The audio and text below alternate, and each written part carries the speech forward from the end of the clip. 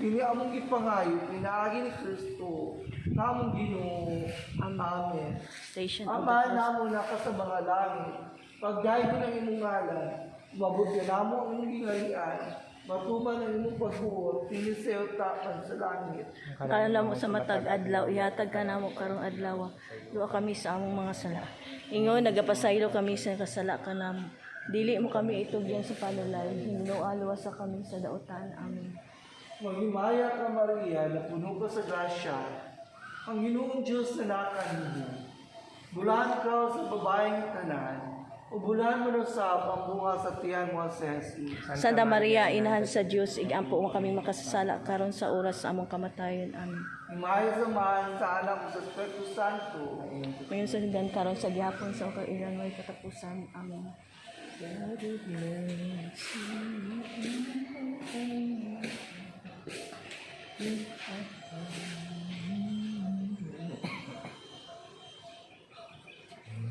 Ang ikawalong estasyon, ikatagbo ni Jesus ang mga babae sa Jerusalem.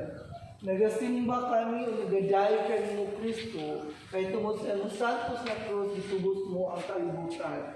Pagbasa, Lucas 23:27-28.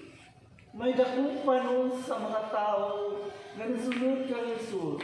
Kung pipila kanila ang mga babae nga nagahilak, kung nagminatay tungod kanina.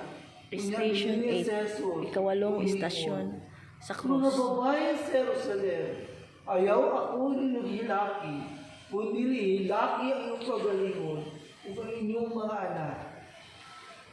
Pamalalino, sa dini pa si Jesus sa kalibutan, daghan ang ibabag sa iyang mga dinuwakan. Ang mga Yudiyo, ang mga magtutudlo sa balaod, ang mga paraiso, ang iyang mga kaaway, apan tatak na gayon, kanus adaghan na lupa sa iyang makaluluwas na mensahe. Diya usa ka pundok sa makatawhan na naghimo og mga pagbayad sa sala, nagpakitag tumang pahihugma, na nakahupay sa iyang kasing-kasing. Diya si Maria, ang iyang santos nga inahan, ug mga dalaang babae sa Ebanghelyo. Ngadto sa mga balaang babae, diya sa dalan sa Kalbaryo, ningon si Jesus, ayaw paghilak anang kanako, ilakay noon ang inyong mga kaugalingon o ang inyong mga anak. Dini atong tanawon ang kamagiluyon ni Jesus, kabisan at antos sa labing pait na kasakit, may panahon pa siya, paghunahuna, paghatag paglaom sa mga musulupon. Pag-ampo, Ginoong Hesus, makagagawang amahan, na sinati na mo ang inyong mamugnaong gawong sa panahon na makitagbo kami ni Jesus.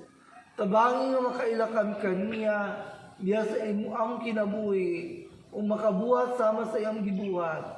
Itugot na makatabang kami sa mga tao na nakinahanglan sa among panabang, aron maibalik diya kanila ang paglaom nga mo ay pabuhi sa ilang pagtuo kaninyo. Kini ang gipangayo, pinahagi sa among bugtong anak, si Jesucristo nga among Ginoo ug manunubos. Amen. Ama, namo na ka sa mga langit, pagdaygo ng imong ngalan, umabot ka namo ang imong gingharian, matuman ang imong pagbuot, dini sa yuta mayroon sa langit. Kalano namo sa matag adlaw, ihatag ka namo karong adlaw ug pasaylo kami sa among mga sala. Ingon nagapasaylo kami sa nakasala ka namo. Ug dili mo kami itugyan sa panulay, hinunualo sa kami sa dautan. Amen. Maghimaya ka, Maria, na puno ka sa grasya, ang Ginoong Diyos na nakanimo. Bulan ikaw sa babaeng nga tanan, bulan man sa ang bunga sa tiyan mga ses. Santa Maria, inahan sa Dios, igampo mo kami makasasala karon sa oras sa among kamatayon. Amen. Himaya sa man sa anak ug sa Espiritu Santo. Amen. Sugdan karon sa gihapon sa makatuigan nga walay katapusan. Amen. Ang ikasiyam na istasyon. Si Jesus gilangkatan sa iyang sapot o gilansang sa krus. nagasumba, nagadahay kami kanimo Kristo, kay tungod sa imong santos na krus, gitubos mo ang kalibutan. Pagbasa kung 1:19:23-24. Tapos si Jesus, ikalansang sa mga sundalo dito sa krus. Gikuha nila ang iyang sapot o gibahin sa upat. Usa ka bahin sa matag sundalo, gikuha usab nila ang bisti nga taas nga walay tinayan. Ang mga sundalo nag-inanay, dili nato kini gisiot. Magripa hinuon kita kung kinsay makapanag-iya niini. Nahitabo kini ang maghuman ang bahin sa kasulatan ang nag-ingon. Gibahin-bahin nilang akong sapot, o girpahan nilang akong bisti. Busa gibuhat kini sa mga sundalo. Pabalan mo. Giunsa kita pag-igugma ni Jesus.